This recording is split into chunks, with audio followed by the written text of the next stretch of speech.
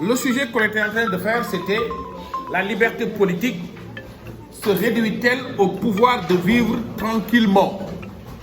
Je répète, le sujet c'était la liberté politique se réduit-elle au pouvoir de vivre tranquillement?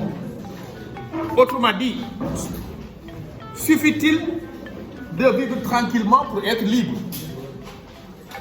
Et dans un premier temps, nous avons rappelé le rôle de l'État, sa fonction. Nous avons dit que la fonction première de l'État est de garantir l'ordre et la sécurité des hommes, de garantir l'ordre et la paix. Que l'État se charge d'organiser la vie d'une société sur un territoire donné.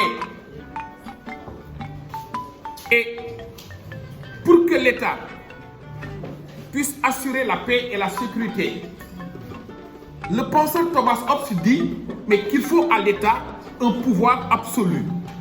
Il faut un État autoritaire, parce que pour Hobbes, seul un État autoritaire, madame, un État avec un pouvoir absolu, est capable de garantir la paix et la sécurité des hommes et d'éviter que ces hommes ne retombent dans l'état de nature qui est un état de guerre de tous contre tous.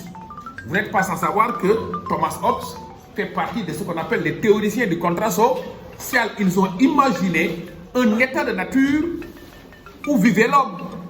Et l'état de nature chez Hobbes, nous l'avons dit, était un état de guerre de tous contre tous.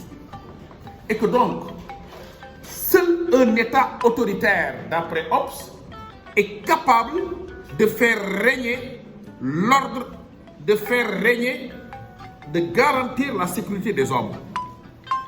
Mais la question qu'on s'est posée, c'est, mais si le pouvoir est fort, est-ce que cela ne, si le pouvoir est fort, est-ce que l'État ne risque pas de dévorer l'individu? Individu qu'il a pour charge de guider et de protéger. Autrement dit, Paul Valéry disait que si l'État est fort, il nous écrase. Mais s'il est très faible, nous périssons. Et donc, une manière de dire quelque part, mais il ne suffit pas de vivre tranquillement pour être libre. Et d'ailleurs, c'est Jean-Jacques Rousseau qui objecte, qui fait une objection à Thomas Hobbes. Thomas Hobbes qui pensait que seul un État autoritaire pouvait garantir la paix et la sécurité. Et Rousseau de dire à Hobbes, quelque part, mais nous vivons tranquillement aussi dans les cachots. Nous vivons tranquillement aussi dans les cachots. Et en est assez pour s'y trouver bien?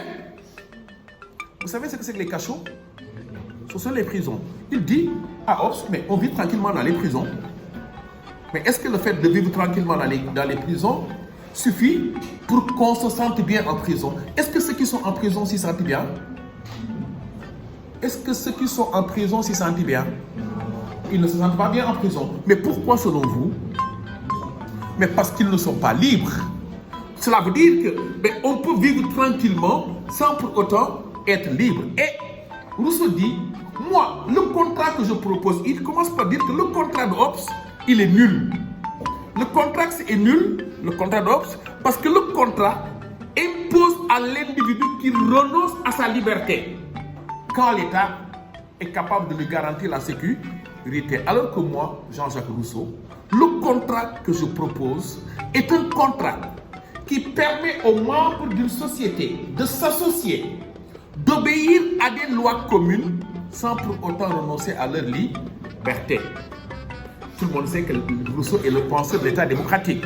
Et Rousseau dit qu'un État juste est un État qui ne prive pas la liberté aux citoyens.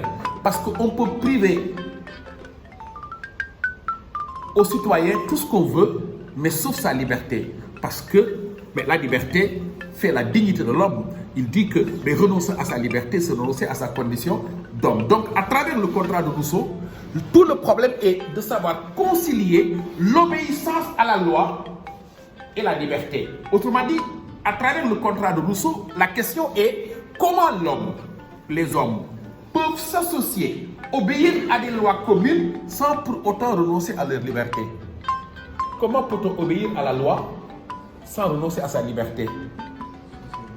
Et la seule solution, selon Rousseau, c'est de faire de telle sorte que les lois auxquelles nous obéissons soient des lois qui expriment la volonté générale. Et pour que ces lois puissent exprimer la volonté générale, mais il faudrait que ces lois soient votées directement par le peuple. Quand le peuple décide de voter une loi, et quand le même peuple décide d'obéir à la loi qu'il a votée, est-ce que le peuple obéit à quelqu'un d'autre?